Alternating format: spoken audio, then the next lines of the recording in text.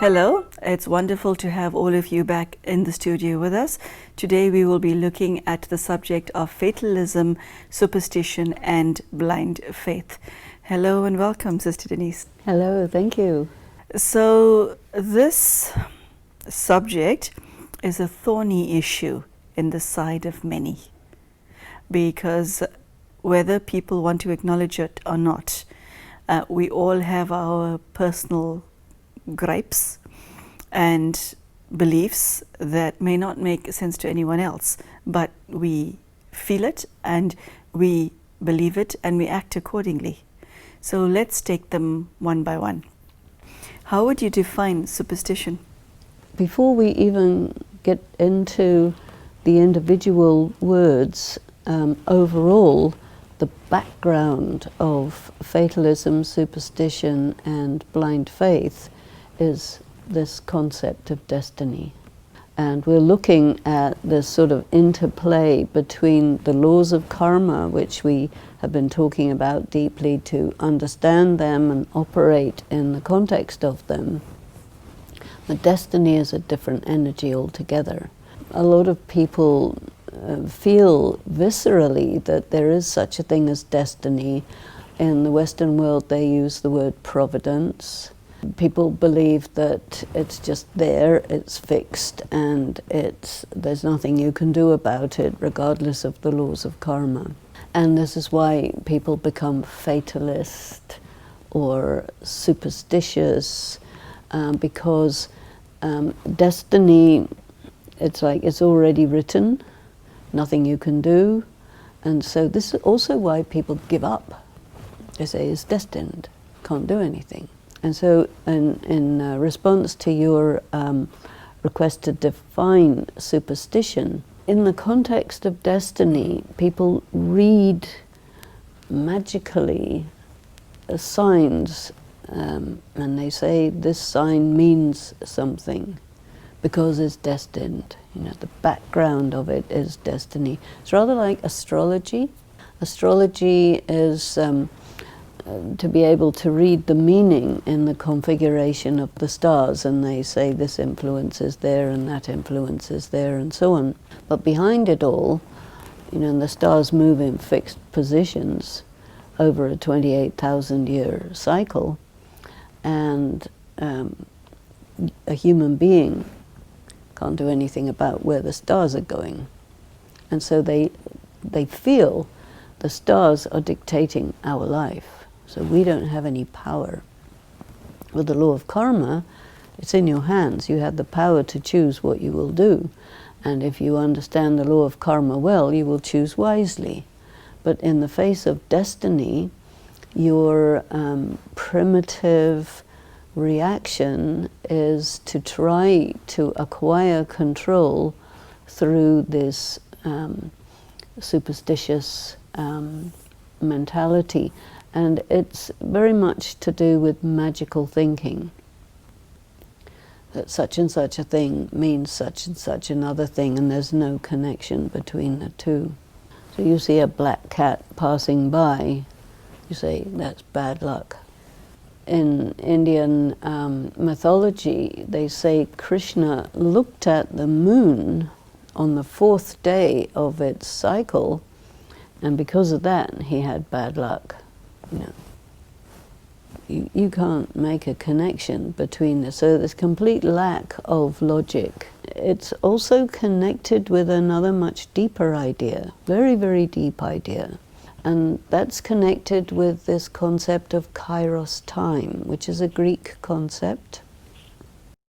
Kairos Time refers to events which are dramatic and life-changing, and that just make a huge difference to what happens next.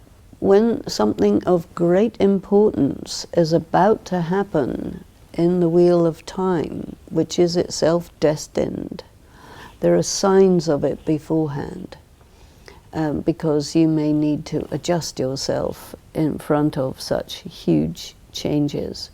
And the big change that people are thinking about at the moment is climate change. Now, the big debate among the environmentalists is whether climate change is human-induced or not. I don't think there's any question that there is climate change, but, you know, the finger is going, who's responsible? So the liberal environmentalists say, we are responsible. These are the people who believe in karma.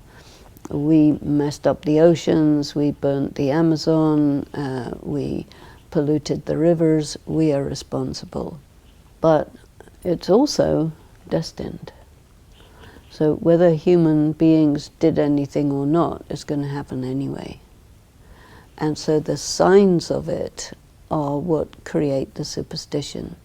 So a person who is very superstitious will be always looking for signs, you know. Oh, there's a biggest storm ever. This means God is upset. This means the end of the world is nigh. This means something, something, something. What definitely happens with climate change is the harvest fails. There's no food. And when there's no food, there's a big problem. Famine. If there's no water, it's a big problem. Famine. There are many climate change refugees. So when you're a refugee, your comfortable life becomes a nightmare. So these things are destined, and destiny comes around every cycle. And so all of this superstition is connected with ancient memories getting triggered again, because now that time or those times are now here, and so they get very scared and they become practically paralyzed and they give up. You know? How would you draw the distinction between proper faith and blind faith? Yeah, that's a good question. For proper faith, I would say considered. You look at all the information, the data, you look at the laws that govern what happens, laws of karma, and you understand the logic of it. The more you have information, the more you have clarity of understanding, the more you have faith in it because you understand it. Blind faith is where you accept something without understanding it. You cannot see the logic. You cannot process your beliefs. You cannot articulate your beliefs properly. You can't really defend them. You just say, this is what I believe. Or you say, it's a mystery, but this is what it is. And so a person with blind faith will easily go into superstition and very easily become fatalistic. So these three words, they go together very well. Somebody who has faith in something because they know how it works, they know what it is, they know there's no mystery about it, and there's no magic, it's all very clear. So they will act upon it in a rational, logical manner because they understand it. There's nothing blind about it.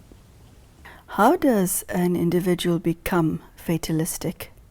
What brings them to such a point? Partly it's culture. I think mostly it's culture. It's compounded by their experience of things being the way they are, or that corresponds with their belief that they grew up with, that everything is fated, there's nothing you can do. And people just do not strive, they do not make effort, they become like passive, you see. And so one thing that can create fatalism is laziness, and your excuse for being lazy is, well, I can't do anything anyway, so I'm not going to do anything. But I think that the main influence in fatalism is culture, how you grew up. The reason that people have such phenomena in their lives, like blind faith, superstitions, or even being fatalistic, is that at some point all of these things worked for them. They actually saw it happening in their lives. And now it's required upon them to make a shift. What I'm thinking of is, let me give you an example. If, you know this expression, if you break a mirror, you have 7 years of bad luck. Yes. Yeah, remember that one? Yes. I'm just thinking of one example. There are millions, don't walk under a ladder, etc.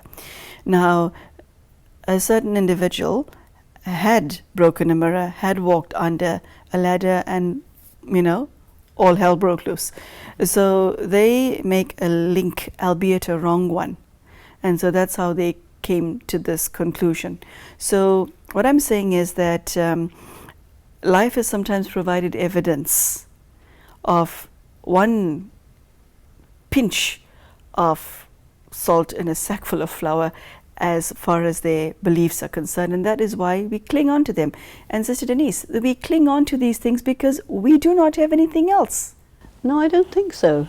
I think that it's cultural. There are some cultures which operate on the basis of stories. Mm-hmm. Ancient cultures, primitive cultures. So some great leader, spiritual authority, guru says, this thing happened one time, and that makes it a law. Every time this thing happens, the same thing will follow. And everybody said yes, yes, yes. That's how it happens. And part of my work is to challenge that whole way of teaching, because it is a way of teaching. These are called, in India, these are called moral stories.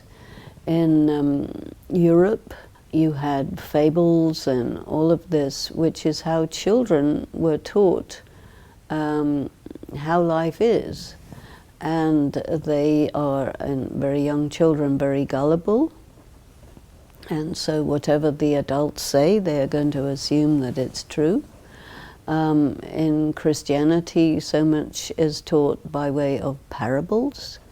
And so it's a mentality which is pre-scientific that has created that. And there are vast swathes of humanity which are still pre-scientific. And they all go in that way because that's the custom, that's the culture.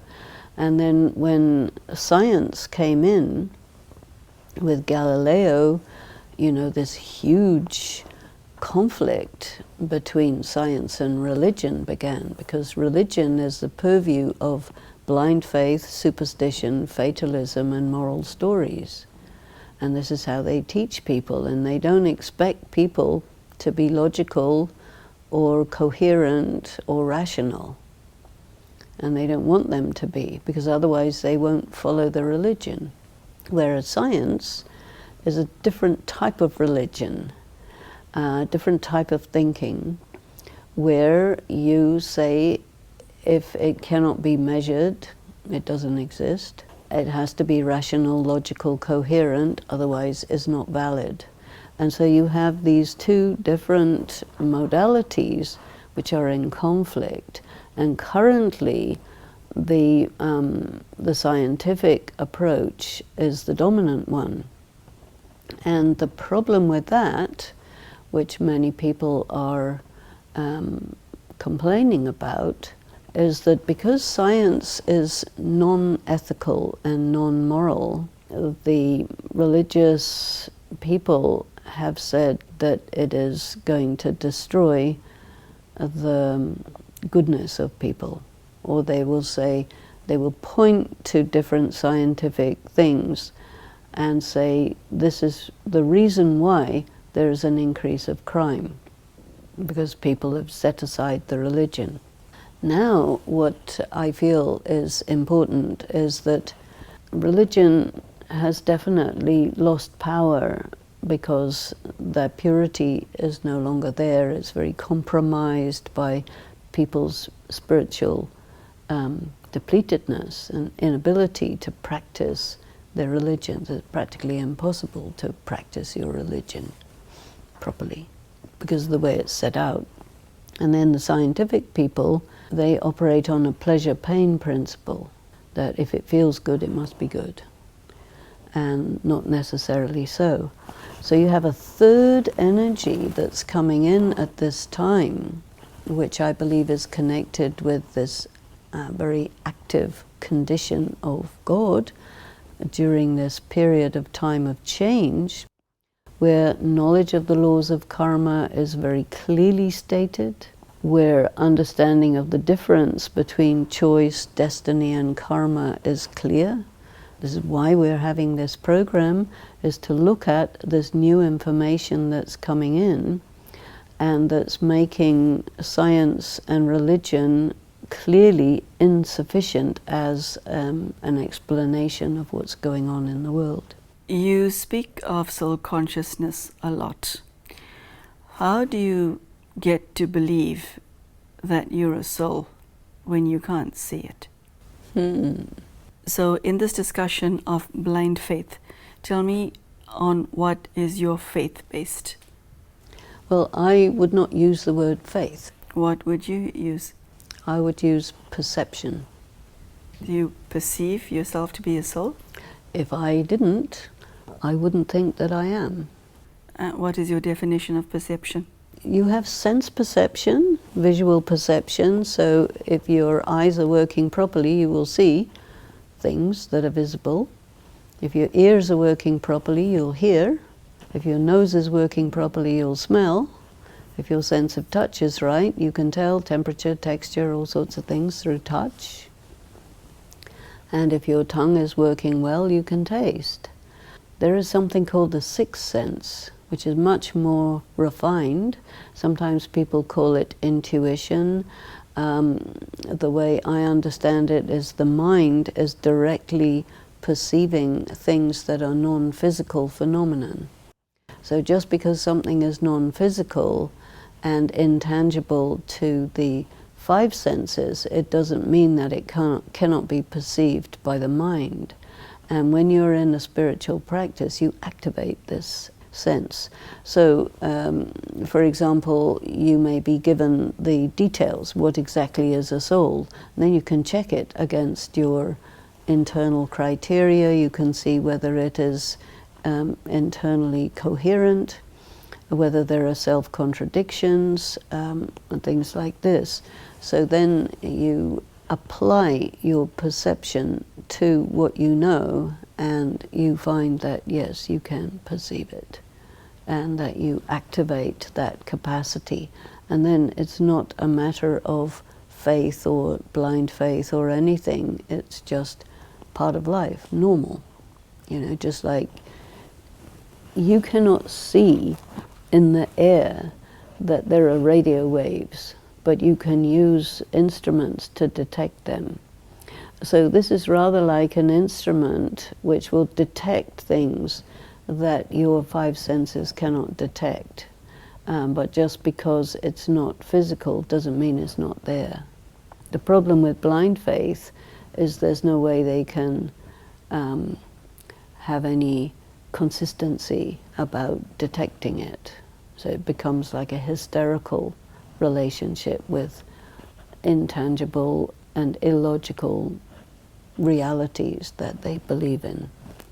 What is your message then, Sister Denise, for people who are in the throes of their own blind faith, their own superstition, and their own fatalistic attitudes? Are you saying drop that and use your head? What is the message? Us humans won't let go of something easily until perhaps we've got something better. I do not think that I have a message for people who are in blind faith, fatalism, or superstition. But someone who grows up in that culture of blind faith, fatalism, and superstition, they also do not get that in their education. They have lots of access to internet, and they see that this blind faith, superstition, and fatalism belongs to a past era, so they don't really subscribe to it that much. Now, people like that, young people, they will naturally make the shift, and then they will have, if they want to know more, and they may come across this show, then they will hear what we have to say. So I think I'm not directing my message to this group or that group or the other group, but I'm simply saying, let us look at the whole question of karma, philosophy, destiny, and choice, and if you're interested, come and listen. But I'm not trying to convert anybody or prove anything or anything like that. That's a waste of time. So if someone's interested in really understanding the law of karma, and who is interested in making a shift towards something that's actually logical and where he could ameliorate the quality of his life, how would he go about it? Somebody who has a whole lot of superstitions and who realizes that this can't go on anymore. I cannot go on like this anymore because this just doesn't make sense anymore. Well, the person would already be doing whatever I could tell them to do. They would be already Googling this and that. They would be already investigating. You see, the world we live in at the moment, anytime any question pops into your head on any subject, you can go onto your computer and put that word into your browser and you will get all kinds of hits. And you will get some information that you like, some information that you don't agree with. You can go on to Wikipedia and you can get some pretty good information. And the natural way that people find out things is they follow the leads. Everybody is a researcher nowadays. It wasn't like that before. The media and communication can no longer assume that the people don't know anything. They know all sorts of things. They want to know more.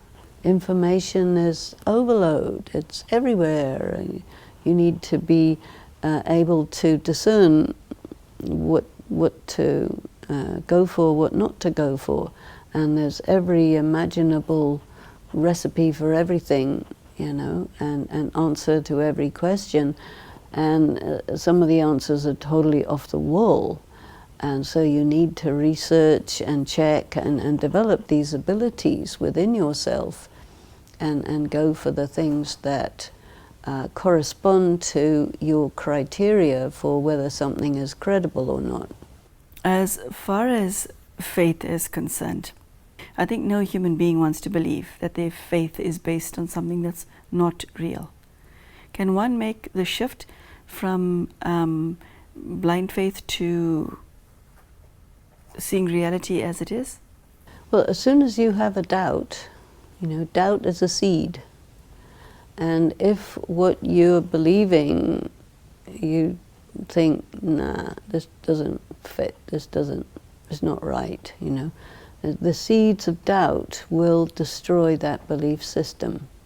This is why belief systems shift over time, because somebody got a doubt, and that person who had the doubt, they're a heretic until majority of people have a doubt. Then that's the way it goes.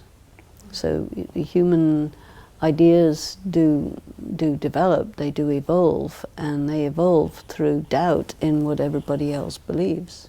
So doubt in this context is a good thing. Very good. Okay. So that doubt will lead to research, which will lead to growth. Yes. Okay. Healthy doubt. Healthy doubt. That's an actual thing? Well, I think so, and if not, we make it. Right. Okay. We've invented something. Sister Denise has invented something, healthy doubt. Okay, so I think that brings today's episode to a close. Thank you. Enlightening discussion. And so there you go. If you at home, I would ask you to look at your own faith and ask whether there's a sense of contentment in who you believe and what you believe. And we all have superstitions, we all have our quirks and beliefs that may not make sense to others but make sense to us. We ask you to revisit those as well and ask yourself the simple question: is this working for me? And then you'll know whether to pursue that course of action or not. Thank you for today, and thank you for joining us. Take care and goodbye.